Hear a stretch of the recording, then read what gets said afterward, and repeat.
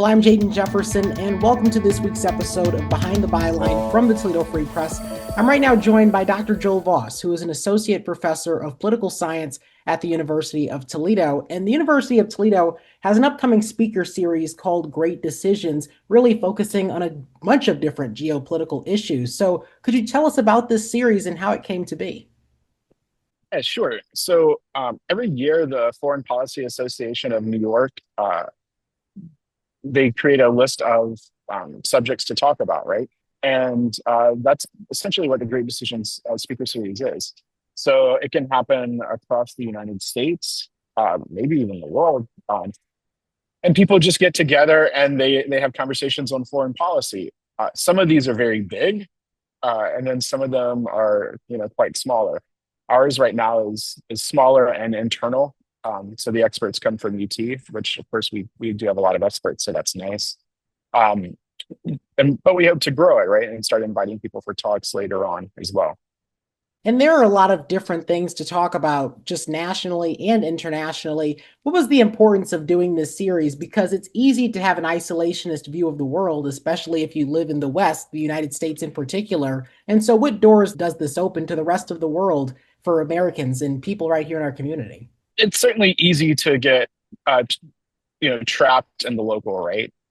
Especially with all the news that consistently pops up. It predominantly focuses on local events. Having said that, though, I think it's great to know about the US's role with the rest of the world, or just the rest of the world in general, right? That's why I have a PhD in foreign affairs and I've spent my life sort of learning about other countries. The speaker series is focused on US foreign policy. That's the important part. But it hits on all different parts of the world, and it will help people sort of understand what's happening in these regions because they do impact us, right? From global supply chains to climate change to war to migration to terrorism, so on and so forth. And certainly, there are a few different topics that the speaker series will cover. What are some of the things that folks can expect to hear about from the local experts?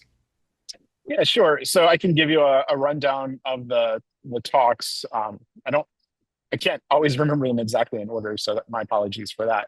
But we do have flyers sort of everywhere on our Facebook, Instagram, Twitter, so on and so forth. So last night I gave the first talk, and that was on America at a Crossroads. And what that looked at very briefly was, does the United States continue backing the liberal international order that it created after 1945, or do we go in a different direction? Next week, Dr. Jorgensen is going to look at climate change. And then after that, we have a series of talks on the United States and economic policy. So I think tariffs, right? Because that's on everyone's minds these days. And then we look at, as you mentioned, US-China relations, which is vastly important. And it's not just, the sort of war stuff that's important. It's China's role in the world, which is increasing, right? And there's a question on whether or not the US should respond to that. Or again, going back to my talk last night, do we just let them do it? The Middle East will be a topic of debate. Dr. Saman will be discussing Middle East issues. I think it will be I don't know his exact talk yet, but I'm sure it will be some of Israel and Gaza, but probably other things in the Middle East also, like, because our interests are vast in the Middle East outside of that very important conflict. Dr. Jackish from history will talk about NATO and Europe and its history and the future, which goes with Ukraine, obviously, which is front and center. Um, and then I will also talk about artificial intelligence and national security. Which has really just changed the landscape in general, not just with national security and international relations, but for folks' everyday lives. Yeah, absolutely right. So everyone knows ChatGPT or similar AI tools that we're now using, and they're becoming ubiquitous.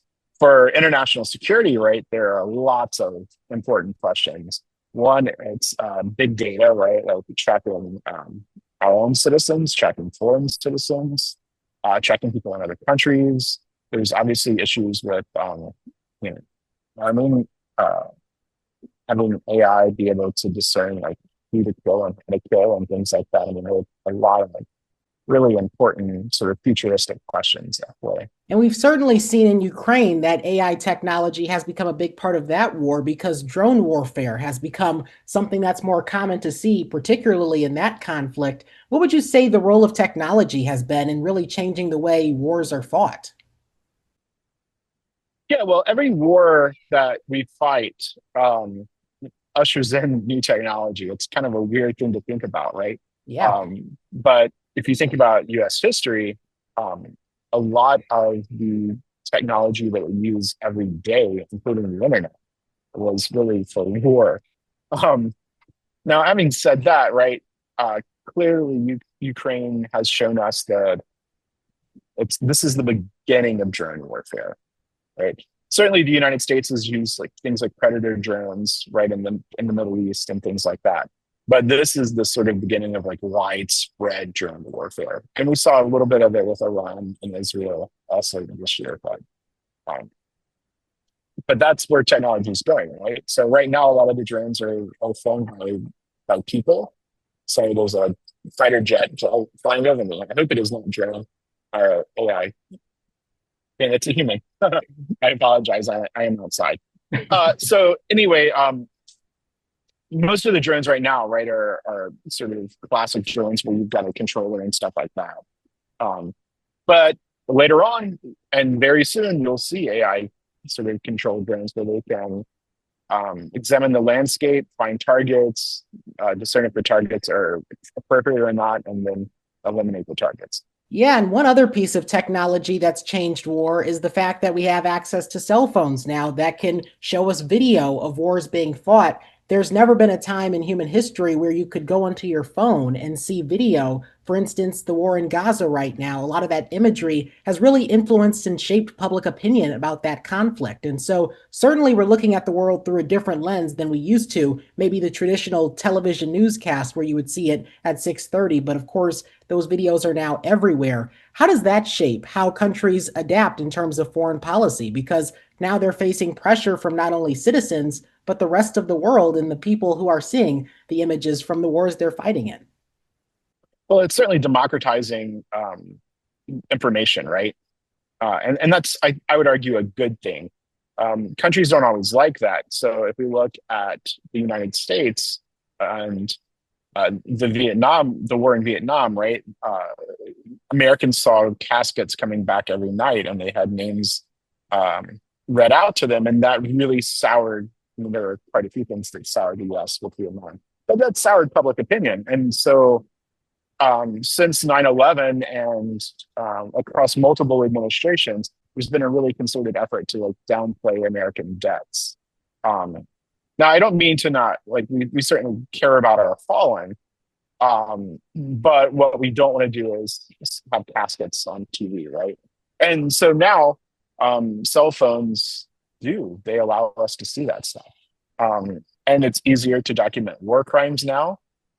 It's easier to document human rights violations now, so on and so forth.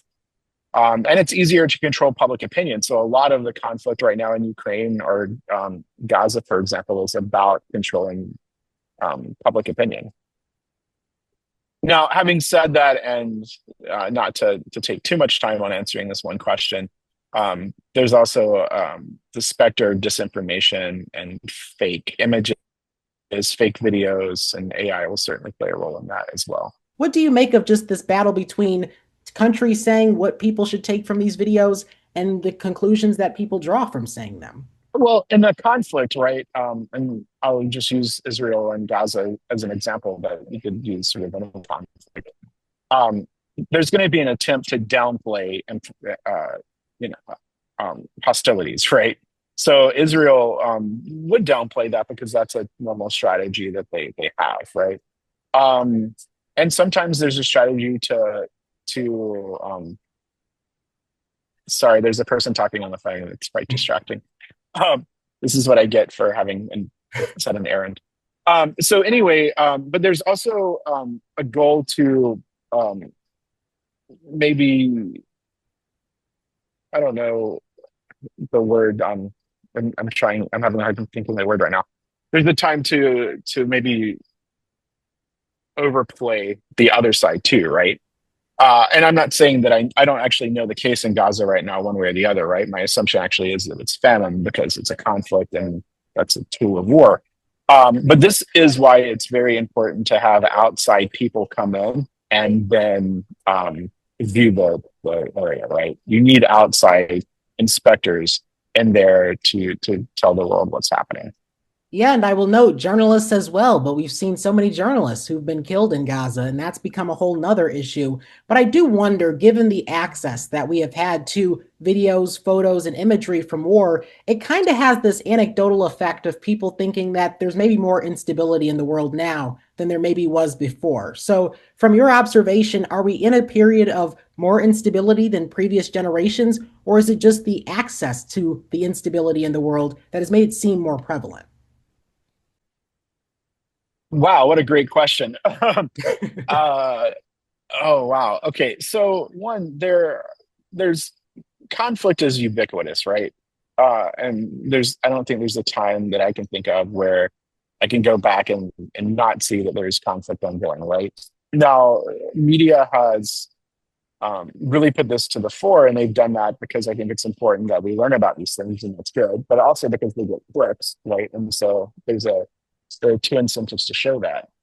Um, Having said that, as an international relations scholar, I do think the United States right now is in a moment of decline. Um, and our theories suggest that once we're in a moment of decline, that will increase instability across the world.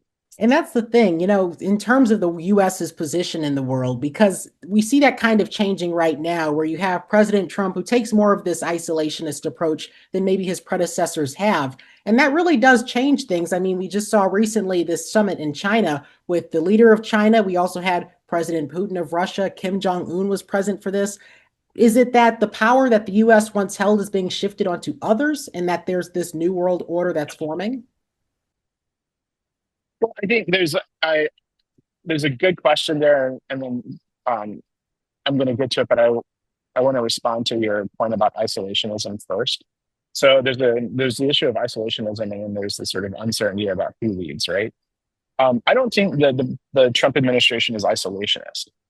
Um, they say that, right? And so I don't blame anyone for saying that also. But an isolationist country doesn't threaten Panama, it doesn't threaten Greenland, it doesn't threaten Canada, it doesn't threaten Mexico. Good Um, points. right? Like you're not actually isolationist there. You're very internationalist. You're just not internationalist in the traditional way that we think of internationalism, which is working through the United Nations and working with other countries, right? So in this sense, we're belligerent, um, and that's quite different, right? Now to go to the uncertainty, the President Trump, I think, has a more transactionalist approach to foreign policy, right? So he's trying to figure out what we can get from, say, Ukraine, for example, for help.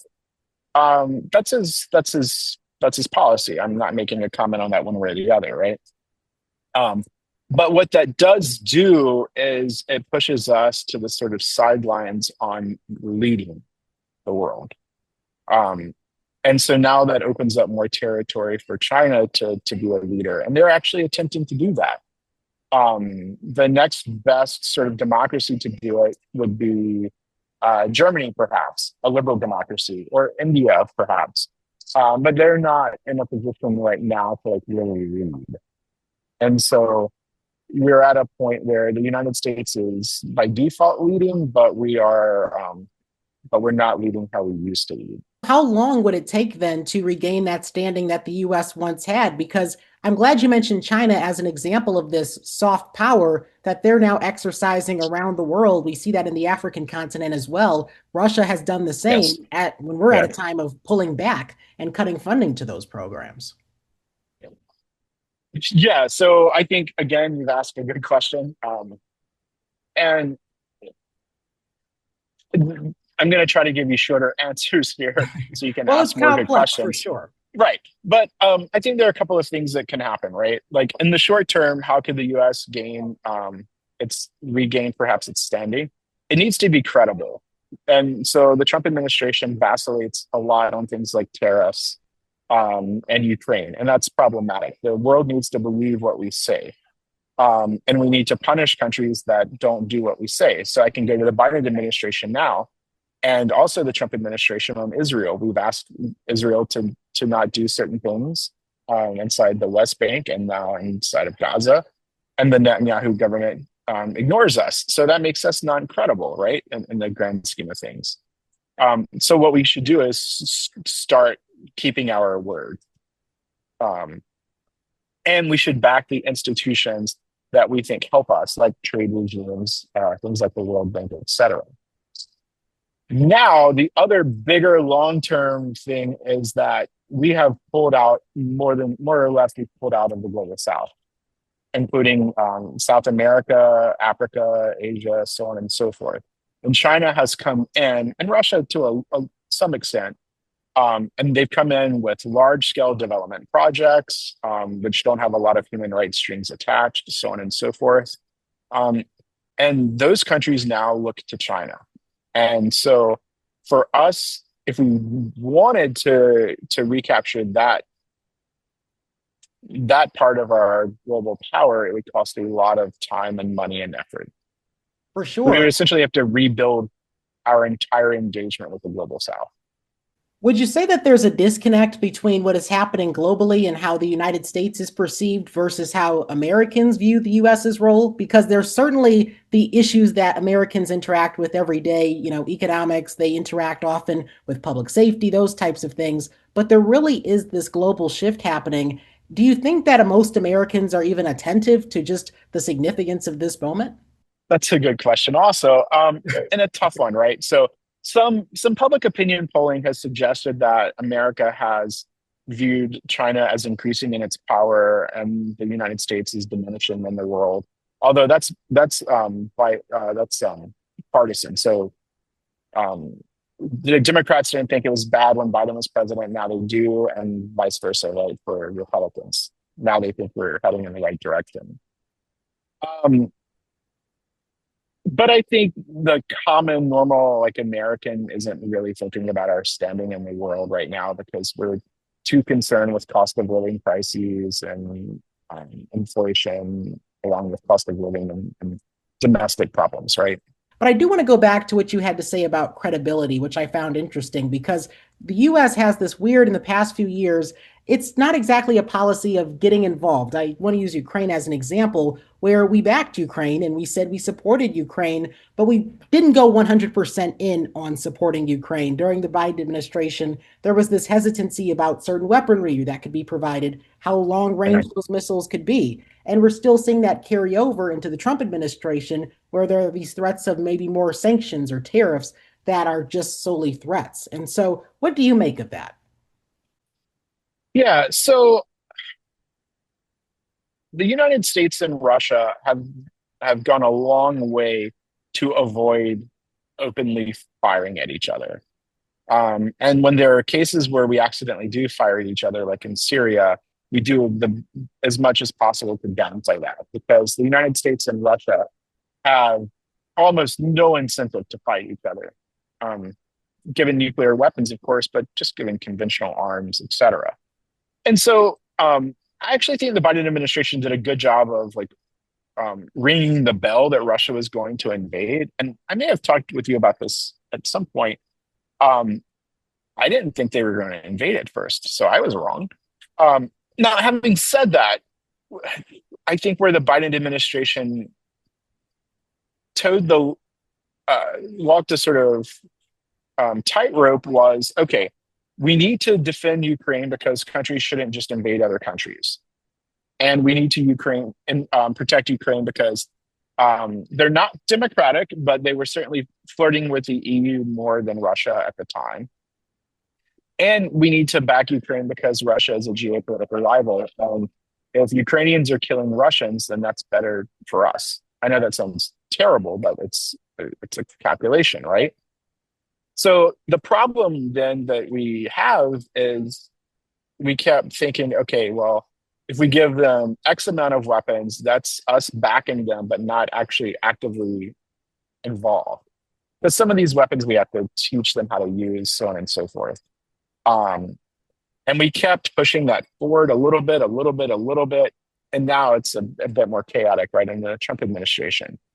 But yeah, that was a calculation the Biden administration made, and I think it's frustrating for a lot of people. And there's also been this politicization of foreign policy. There was once a time where if there was a country like Ukraine that was defending democracy, there would be near universal support for supporting that country. But now there Yeah. is this partisan split where you have in the GOP this hands-off approach where it's cautious, steady support. You still have some Republicans that are all in, but then you have Democrats that are all in for Ukraine. And so there's kind of just been these factions that have been created just from the war in Ukraine. And so, given that, where do you think things head from here? Well, the factions are really kind of, um, so this is a non-academic answer, right? This is like a personal answer, but they're kind of weird in that um, you have old school Republicans who are, including like Mitch McConnell, right, who are very much on the side of Ukraine and harming Russia. And then you have Democrats who are on the side of Ukraine for human rights reasons, et cetera. And then you have the MAGA wing of the Republican Party who is not on the side of Ukraine. And if you would have told me, I was born in the 80s, if you would have told me that someone who identified as a Republican was not supporting someone who was fighting Russia, I would have thought that that's impossible. So it's weird. It's a weird sort of time.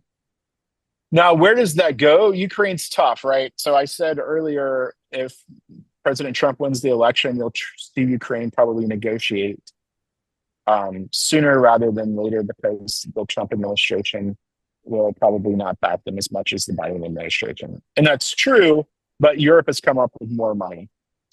Um, I still think, though, that they're in a sticky position where um, I don't think Russia wins outright. I don't think Ukraine wins outright. Um, I think we're probably in a like this sort of slow burn war for a while, um, unless the U.S. cuts off all aid. Just to bring things back to this great decision speaker series that the university is hosting, there really is this opportunity to confront these issues and engage with them. And so, what should be the benefit long term and Americans actually kind of taking up responsibility and owning up to their country's foreign policy and then critically thinking about it and analyzing it? Well, that's the benefit, right? We need to critically think about foreign policy. And this is a good way to critically think about it.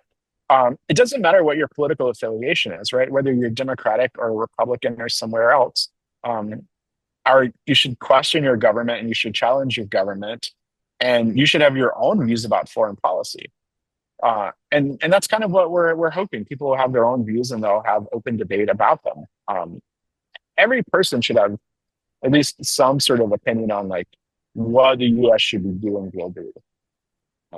And what the best strategies for achieving those goals are. And that's the thing, because you kind of view social media as this double-edged sword in which, for some people who weren't initially engaged in the conversation, as you said earlier, it kind of democratized this information. But then at the same time, you kind of have social media as a distractor in some cases from real-world problems and kind of allowing people to tune out from them. And so how do you interpret just the role that that has played, social media, and really bringing about conversation and maybe distracting from conversation?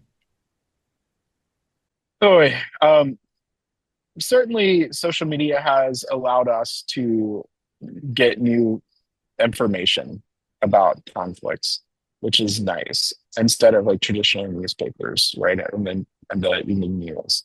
But there's also so much racket on social media that I think the information you're getting is like awfully skewed.